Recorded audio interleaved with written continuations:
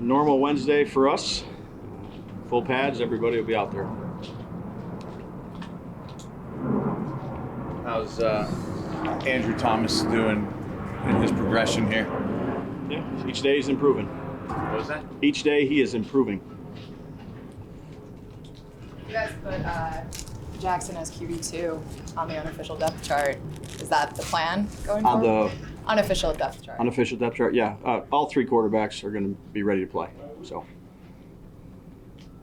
There's nothing about the season schedule that's forgiving, but with week one insight, what to this point has given you confidence on both sides of the ball that this squad can get off to a better start? Yeah, we have a big week ahead of us in terms of our practice and our preparation, and we've been on that since Monday. We're gonna have to go out here and have some good days, string them together to be able to go out there and perform at our best. How has Theo progressed? He's out there. Yeah, he's out there. Be good to go. When you're going against a quarterback as versatile as Jaden Daniels, obviously the pass rush is important when you know that he can extend plays with his legs. But when he has as much success in the air, how important is it, if at all, to have nickel and dime packages ready for week one? Yeah, he's a very challenging quarterback to defend in all areas. And you said it was a good question. He's able to make plays with his feet, running the football in design runs and zone reads and counter reads, the RPO game, which he's exceptional at. His downfield passing is excellent, and then he keeps plays alive with his eyes downfield and makes plays. He's a tremendous football player. He was that way at LSU, he was that way at Arizona State. He was that way his first year, and he's got a great cast around him, and Cliff does a great job. He's a challenging player. That's why they won so many games last year. That's why they came from behind. Team effort, but he's a guy that's kind of running the show relative to having the ball in his hands every play.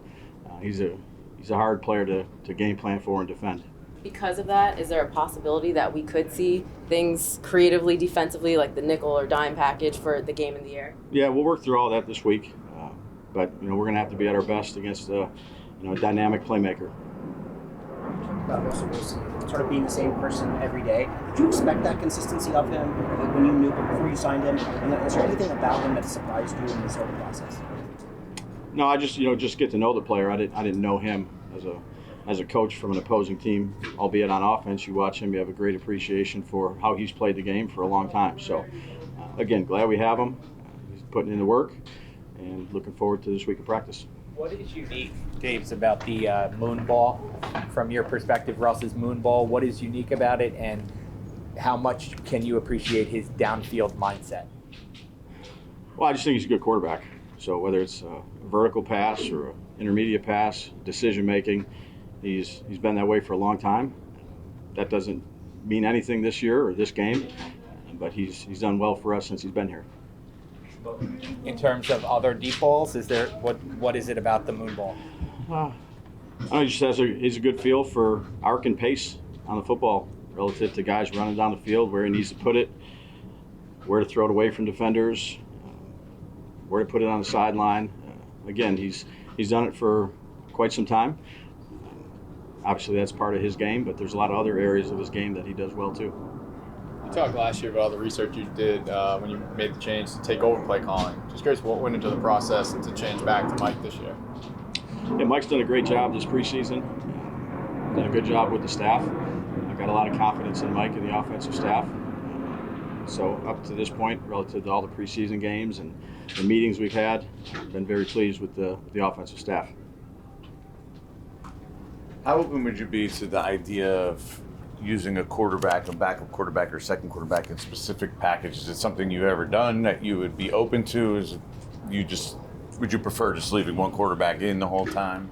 Yeah, I think every situation, every year is different. And we'll see how it goes. Did you do it at Alabama? Yeah, played with Jalen and played with Jalen. Really was the predominant starter, but we got up some there in a lot of games, and Tua was able to develop, come along. But again, every year is different. We've seen, Brian, other teams around the league do that, where they have their starting quarterback and then they'll throw somebody else in there for a play. How do you balance the change of pace, throwing someone out there for a couple plays, but also not having your starter fall out of rhythm? Because we've seen that happen across the league too.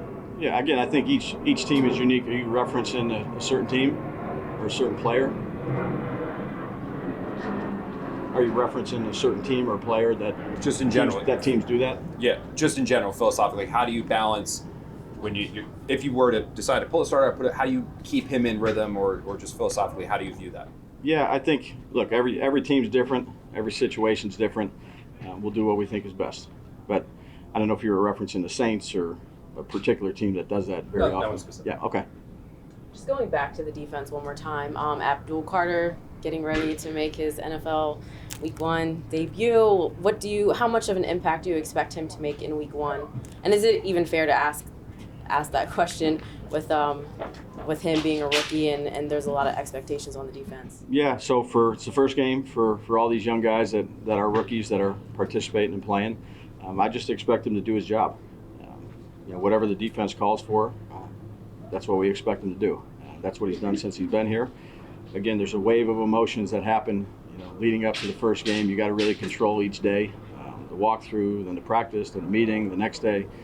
So all these guys are getting ready to play. For the rookies, it's their first game, but it's still football. But I expect him to do whatever the defense calls him to do. Your defensive front gets a lot of hype, right? You got a lot of proven players really there in that front. Like, what are your expectations for that group? Yeah, we haven't played a game yet, so these guys work hard. They do everything we ask them to do. It's really not about what we think of them now. It's how we do during the game, and they're going to go out there and do as good as they can do. Dave, I know you said last. Go ahead. I know you said last week you talked about Malik and you liked how he had come through this offseason going into year 2. From an off the field standpoint, I mean, last year's trying for everybody. Just the idea of what you guys endured. How have you seen him come out of last year, and what do you like about what you're seeing from him right now? I like a lot. He's talented.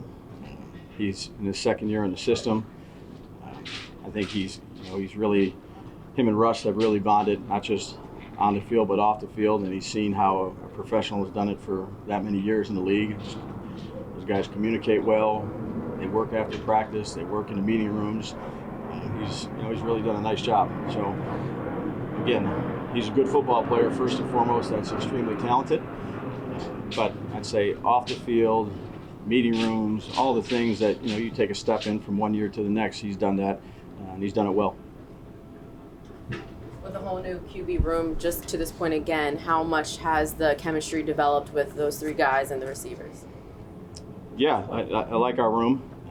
Again, there's a mix, veterans, a young rookie, but there's a certain way that the veterans, I would say both Russ and Jameis, have done things for a long time in terms of meeting on off days, getting guys together, throwing extra. That is Jackson's able to see and try to emulate, and see it. This is the way that it should look. And then with the receivers, there's a lot of times that, for example, Malik, you ask, there's a special teams meeting, and I'll pop my head in the quarterback room, and he'll be sitting in there with the quarterbacks and Wandell and Slay, and that communication process is really important. Two more.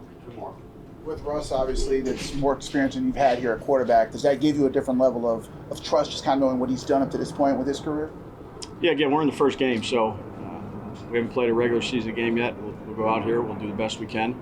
In terms of getting ready to play a really talented team, we have a lot of confidence in our guys. But again, we have to go out there and do it. Did Abrams do that last year? You said in the QB room last year? I would say it's a pretty regular that he does it, with Russ and sitting with those guys. And, it's pretty cool to hear sometimes because you like to see the game through the quarterback's eyes. The skill players, you want them to see it. The quarterback sees everything. Sometimes receivers just see their side of it or tight ends, but I'd say Malik is unique in the fact that he sees it through the quarterback's eyes. So it's good. It's good conversation to have in there because it's good when the quarterbacks give their perspective. And even with Slay and Wandell, they'll give their perspective on why they ran it this way, what they were thinking versus this coverage, what Russ saw. So those communication meetings, if you will, when it's just not just the quarterbacks, because they're always meeting. When the other guys jump in during those meetings, it's helpful. How do you feel about their offensive line right now? Yeah, again, just like all the guys, Serves, I think the guys have been working, communicate well. We'll have a tough task ahead of us when game 1 starts. you.